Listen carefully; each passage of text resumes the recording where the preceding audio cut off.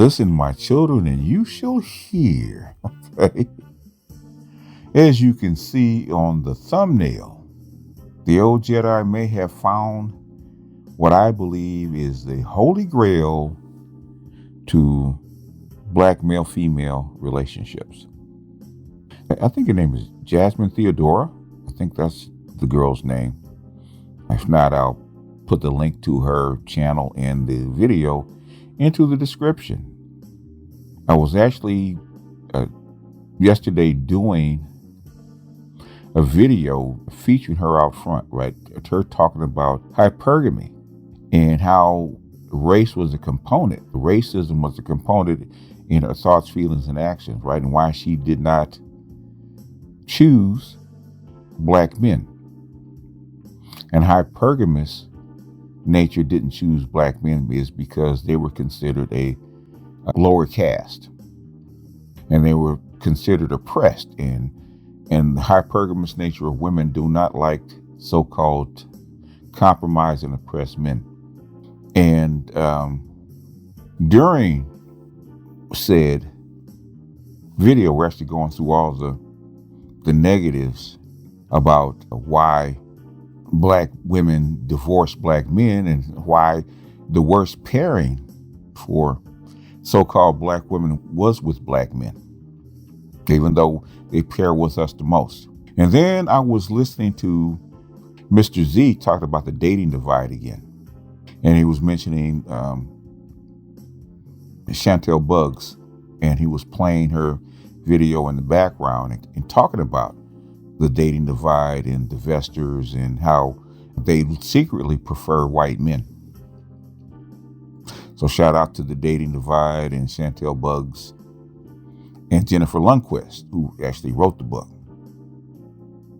And actually documented why race is a major factor in, especially in the United States, when it comes to mate selection or mate preference, not necessarily mate selection. Okay, because still the biggest factor is the meeting of the minds between the two parties and also proximity, which I think are probably even more major than mate selection. But the thing is that the preference, and one thing she said is all races of women prefer white men who are at the top of the hierarchy, even though if you listen to them, they don't think so. And the problem with why they don't think so is because they're looking at their first preference, which is white women. With white men, white women, or their in-group is first, the Asians are second, Latinos are third, Native Americans are fourth, and guess who is last? Black females.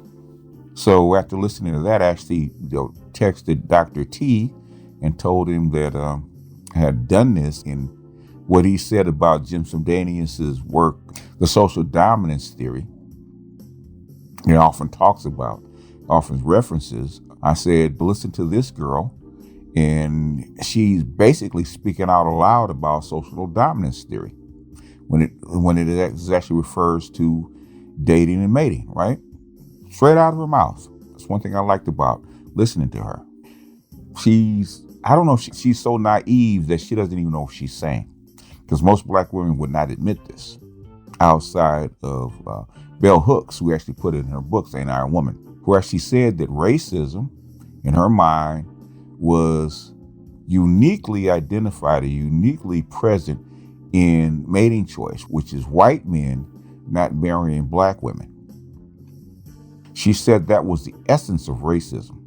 And I blew it off as, a black woman's fantasy or fancy, right? Because that's her preference. But just like anything else, right, there's always a kernel of truth. Just like there's a silver lining in a dark cloud, there's always a kernel of truth in anything. Even her delusion, there's a kernel of truth that the racism is part of the selection of why white men not having sex with black women, but marrying black women was an act of racism or act of racial social dominance. She was right about that.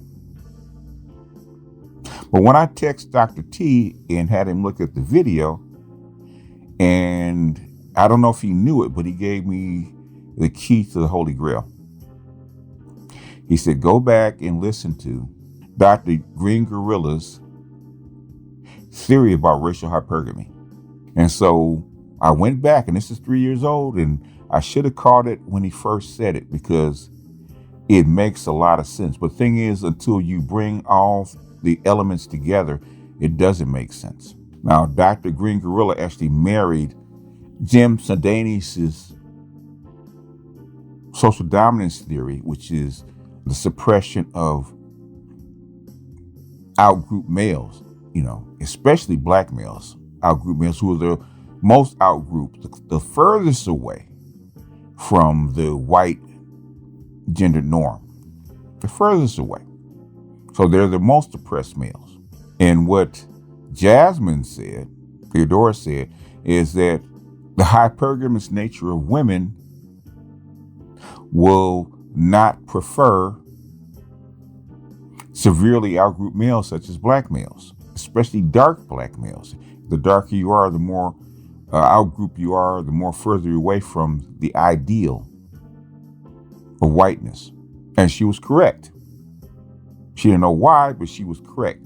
Now, you marry that with what Dr. Green Gorilla said, and he needs to do a revision of it. And you marry it with what Dr. Jennifer Lundquist and Dr. Chantel Bugg said about the dating divide and how there is a racial hierarchy in online dating or dating period. Because in my opinion, what online dating does is isolate your preference, okay, outside of reality.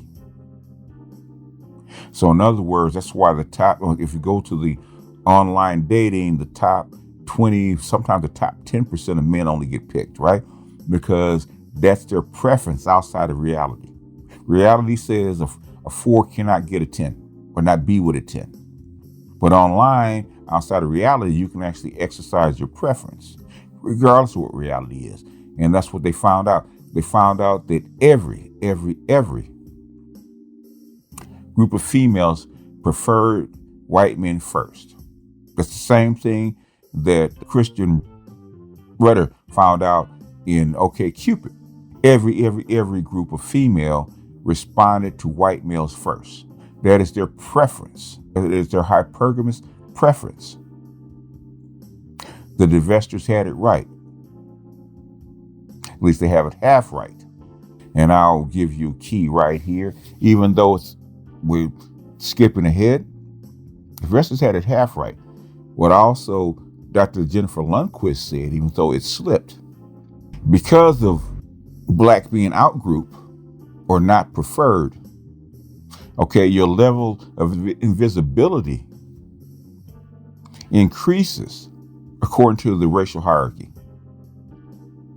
So even though females are invisible, outgroup females are most invisible, even though they're not oppressed. They're not oppressed. They're actually used for concubine, they're used for sex, but the thing is, they're the most invisible because they're the least preferred. So even though black males are the most oppressed, and that's true, black females are the least desired in the hierarchy. One thing that Dr. Jennifer Lundquist and Chantel Bugg said is that all males, with only a few exceptions, prefer their own females regardless of race. Males prefer their in-group first of all races, which is the opposite of what females do. So the divestors have it half right. The racial hypergamy drives them to want white males, which is the top of the scale, but also racial hypergamy also, which drops them down to the most invisible, to the lowest setting. So while their desire for white males is probably highest, their ability to get them, the ability to actually be preferred, by groups, while the males above them in the hierarchy is less. So they can't access them. Whereas black males, even though they prefer their own in-group females, they're the least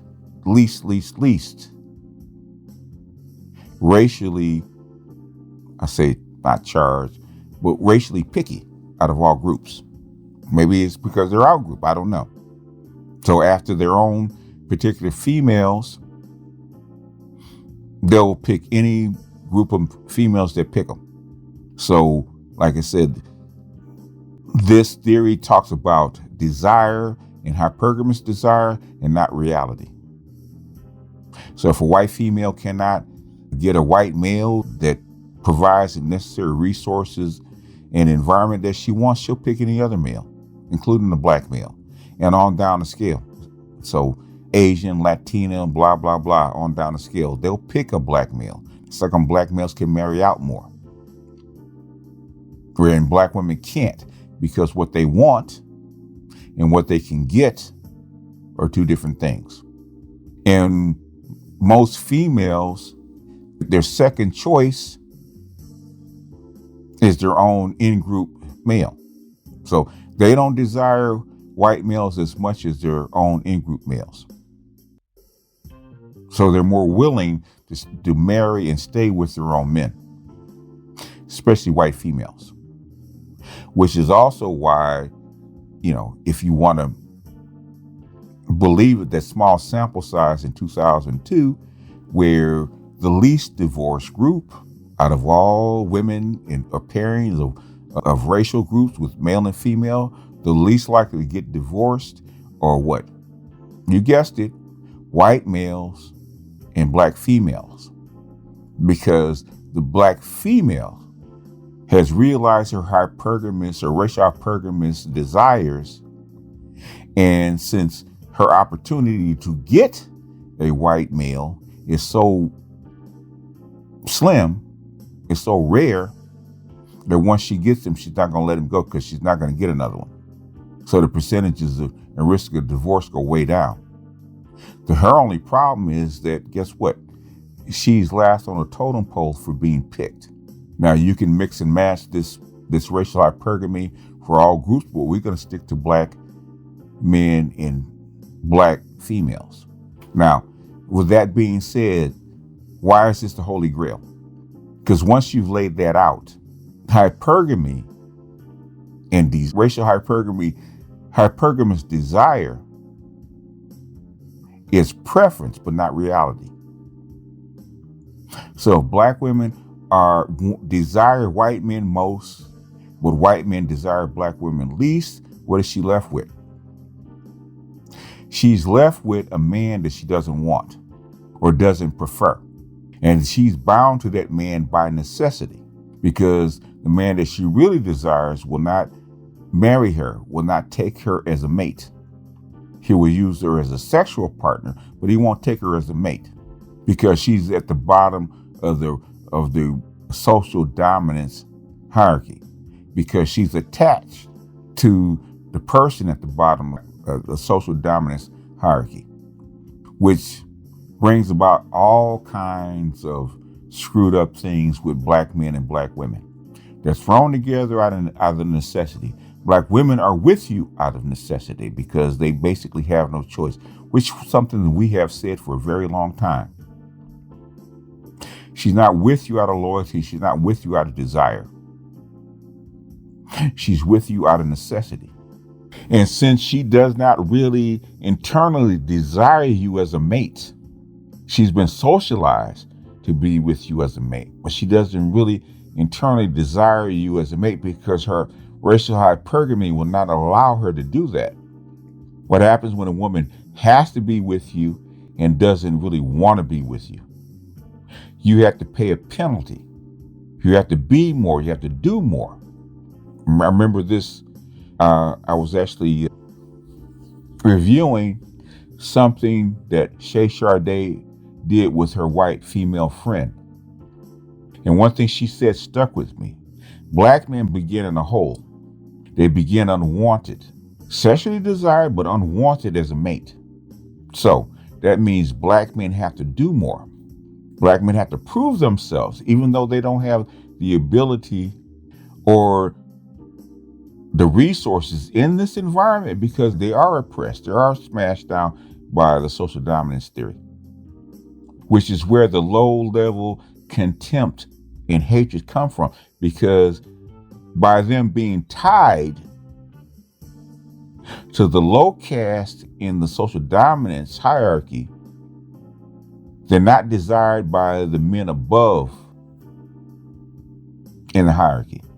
And they hate that, which is why we get sign language, which is why they hate their own black males, which is why they always compete against their own black males. They're not competing to be seen by black males. They're not trying to prove that they're better than you, is because of to make you look bad, even though they do. They want to look better to the men above us. They want to prove themselves to the men above us that they're worthy to be had as mates internally. You got to remember this, all this stuff is internal. So if you look at all the flipped social and cultural peculiarities inside the black culture, all the stats. That's why we have the highest divorce. That's why we have the highest out of wedlock births. That's why we have the highest separation. It's like when we have the most violent encounters with our women. The dichotomy of them needing to be with us because they don't want to be alone, and them hating to be with us because they really don't want us. They really want somebody higher up on the scale, especially the white man. So they have this need to separate from us. What is it, 1960? 1960, when the white man, the society gave them money to be free from us, they weren't tied to us. What do? They separate. Now they make myths that they put up with a lot of shit with us, right? They put up with a lot of oppression from us, which they didn't. They never did. Those are myths that they make up. We didn't rape them, we didn't beat them, but they, all of a sudden they forget that the white man used to come to the neighborhood. The white man used to come to the shack. The white man used to come to the black neighborhood and rape the black women. But all that is forgotten now, 60 years later, is because of progress, because of racial hypergamy, because they have the ability to actually move up the ladder, which is why they consider black men as mediocre. Black men as undesired. Black men as less than. That's how come black men have to prove their worth more than any other group of men. Everything that the dominant society spills on and creates about black men, they accept. And they actually repeat and reiterate that because they've been taught. They've been taught to hate their own men. And the desire to be seen, and this is one thing that we always hear, to be heard and to be seen, right? Why? It's because they're the most invisible group of women in the United States. Not to their men, but to the white man. To take up space, to be seen. They're not talking to you.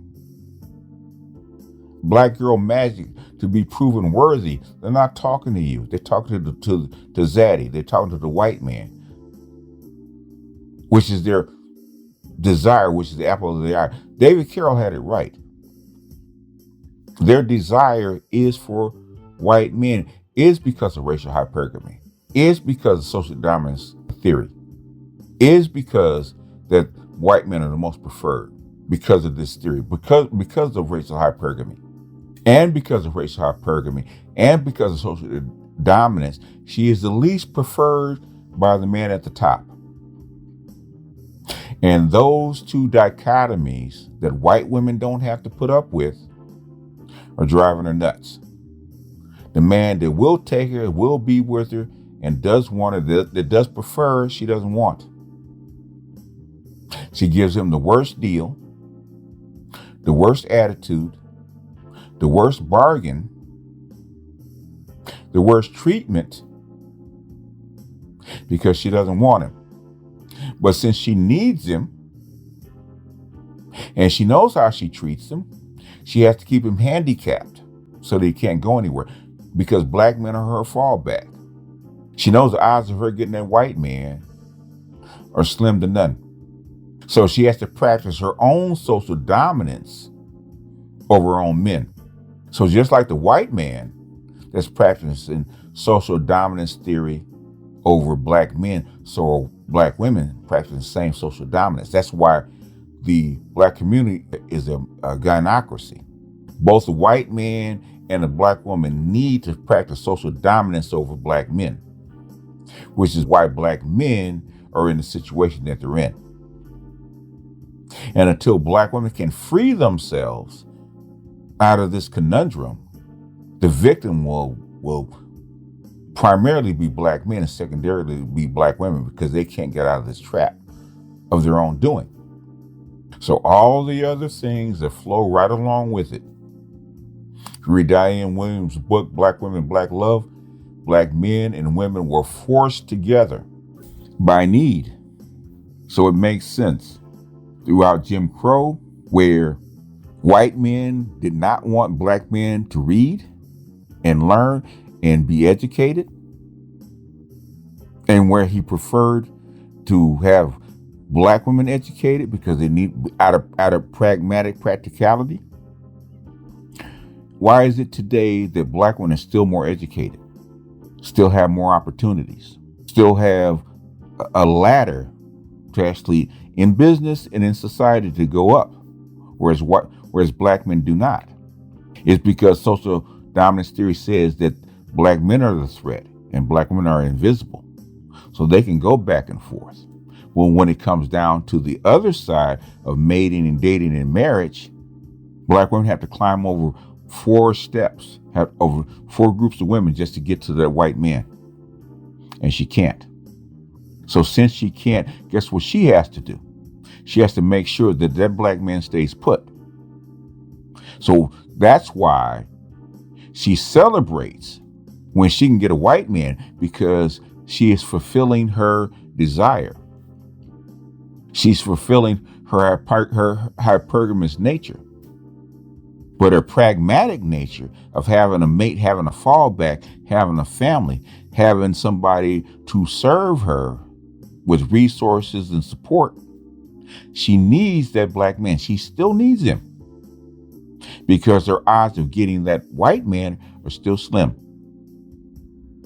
And if he has the avenue to actually climb that social hierarchy, which as far as females, since females are invisible, most white men outside of white women do not care who he mates with. He doesn't care. And a certain portion of leftover white women, he doesn't care about them either.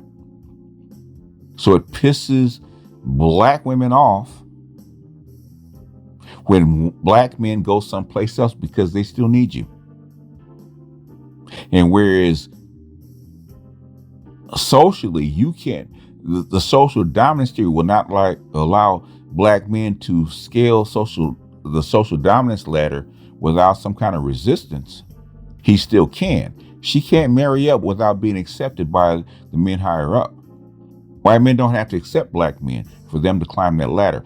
It just takes a certain amount of force and a certain amount of persistence. And once he climbs that ladder, he can marry up. Black men can marry up in the social dominance order, but black women cannot, for the most part. That's why there's more married black men. That's how come black men can marry out at double the rate of this female, which is the opposite of just about everybody else. Black men marry out. It has a interracial sexual gender gap, interracial gender gap that's double than everybody else's, including Asian females. Black males have the biggest interracial gender gap of any group. It's not because black men are more wanted, it's because black women are the least wanted, which is why they have the lowest marriage rate. And since their own in-group, they don't want their own in-group males, they have the highest divorce rate. So when you take racial hypergamy to its logical conclusion, it answers everything in black male-female relationships. Why there is so much strife. It has nothing to do with black men, almost nothing to do with black men. It has everything to do with the conundrum that black women are in, with the catch-22 that they're in, between what they desire and their reality. They can't square the two. And since they can't take it out on themselves, they have to blame their own men. And since they're pissed off that they can't scale the ladder, who do they oppress? They oppress their own men. That's why they psychologically they carry out the same thing that the white men do to the black men, which is oppress them. For the same very reason, because they need that black man to be in his place. Because they're afraid if the black man ascends, they're going to leave them behind. They'll be left with nothing. So this is my initial foray into the Holy Grail. I have texted Dr. Gigi, told him he needs to reboot this theory. I think this is a book for him. It's a book that he needs to write. But I am going to do more in this series. And I'm going to apply this theory, this Holy Grail, to everything that is black male and black female. This is my new lens. So, Dr. T, Dr. Gigi, Dr. Neil, especially Mr. Z. I think I found it. Eureka. Anyhow, y'all, man, I haven't been asleep yet, and I'm getting ready to take a nap because I got to put up some charts, and I got to put this one up. The thing is, I'm going to be on this. In fact, today for my live, I'm actually going to be playing that live that Dr. Gigi did 3 years ago, almost 3.5 years ago, with Dr. T about racial hypergamy. That is the Holy Grail when you actually match it up with dating preferences and all this kind of stuff. It makes complete sense. This is the key to open all these doors. This is the key to look at this through a lens. Anyhow, y'all, let me take my old behind to sleep, and I will see you guys later. Peace.